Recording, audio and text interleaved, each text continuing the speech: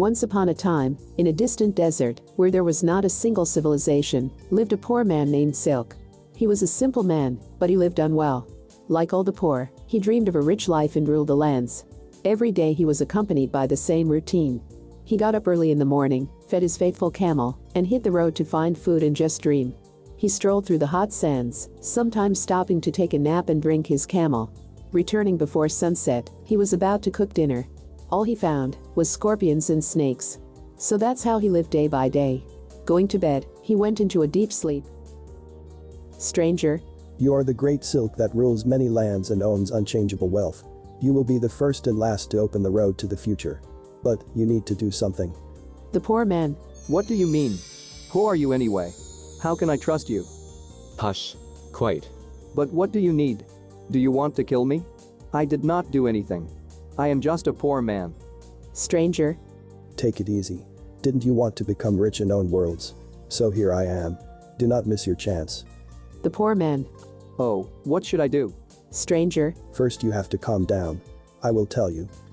Get up before sunrise, walk exactly 101 steps and turn left, go straight for another 6 steps. You will see a stone, turn this stone to the sun. A portal to the earth deep into the unknown opens for you, reach out there, and you will feel something solid. This is a box. Take it. Then you yourself will understand everything. Remember. Don't throw away the key. This is the key that is useful to you on a trip. I have to warn you. You have only 5 days to. The poor man woke up. He could not understand what happened to him. Was that true? The man thought for a long time and still decided to try his luck. He did as the unknown told him. Opening the box, he was immediately blinded by very bright rays. He even thought for a moment that he was blind. The rays disappeared and he saw a note in which it was written.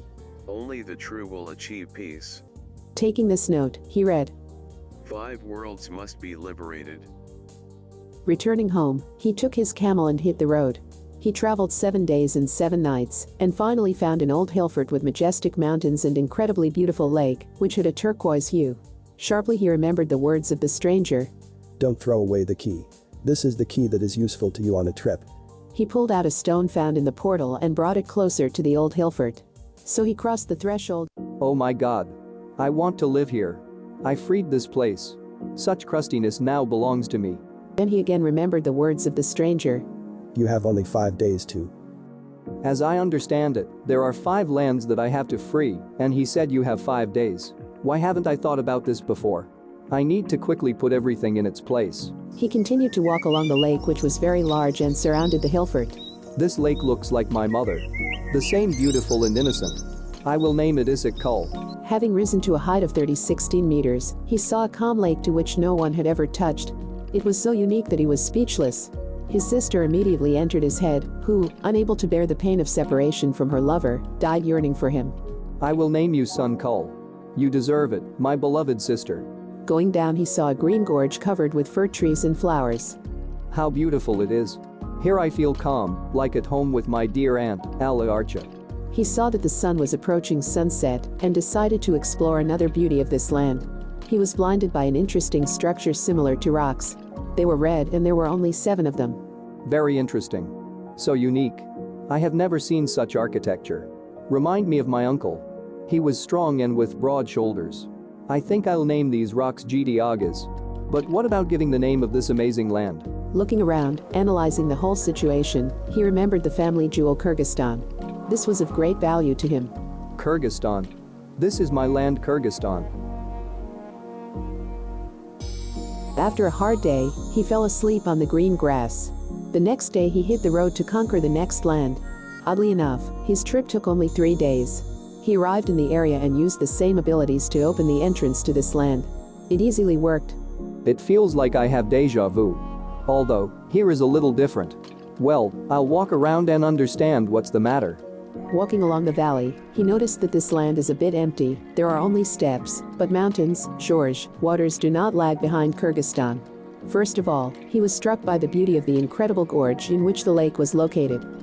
Of course, I saw the mountains and the lake, but separately. But the lake which is in the mountain is not there yet. I don't even know what to name it. So, let it be Isaac as my mother's sister. She was very unpredictable. Moving on, he saw a beautiful park with a blinding sun from all sides. There grew flowers and trees like gold. They sparkled very brightly. Some kind of magic. Like the eyes of my beloved grandmother. Let it be Alton Emil. Then he noticed a cluster of lakes of various sizes that attracted his attention. They were of different colors, but the water was cold. The lakes looked like families. He remembered his friends who died in the war and called them Kolsai. He went on and stumbled upon rocks similar to Gediagas. But they were of a different size and went solid. Like my brother. Just as brave. My brother, you deserve to be called Charon. In the evening he came to some village in which there was no soul. It was simple and at the same time comfortable, just like near his well where he used to live. It seems to me more suitable for you, Sadie. I am so tired, but I must give the name of this beautiful land. The nature here is also amazing as in Kyrgyzstan. I won't go far and name it Kazakhstan. He immediately fell asleep. The rays of the sun woke a man and he hit the road. The road was hard. Days and nights flew by for a very long time. He almost lost hope. He tried to open the stone to the entrance to this land, but he did not succeed. He sat down on the ground and thought. What should I do? I do not have much time. I have to find a way out. The man was upset. There must be a way out. Oh wait, what is it? Bowl? He saw a bowl covered in sand. Pulling it out he saw an inscription. The key must be lit. Like this? Can put a stone in the bowl and then try to open the portal? I must do it. The man did as he thought and the door opened. He was very happy. He went inside and ran into the lake. Thirst tired him. After satisfaction, he noticed as many as 7 beautiful lakes. Wow. This is unbelievable. How beautiful it is here. I have no words. I don't even know what to name them. Maybe leave 7 lakes. That sounds nice. Yes. I like it. 7 lakes. The man walked on and saw another lake. What are lakes here? Is it the land of lakes? Well, yes, why do I need the same land? But this lake is somehow different and unlike from all that I have seen. As if it exists alone. It feels like it is very kind and powerful at the same time as my teacher whose name was Iskanderkul. Right. Iskanderkul. My dear teacher. It was still a long time before sunset, and he decided to move on in the hope of finding something more interesting. A few hours later he saw an unusual gorge. So beautiful. The smell of green grass and fresh air is just a paradise for the eyes. My grandfather always dreamed of living remotely somewhere in green places with amazing views. I would like to dedicate this holy place to my grandfather, Romat.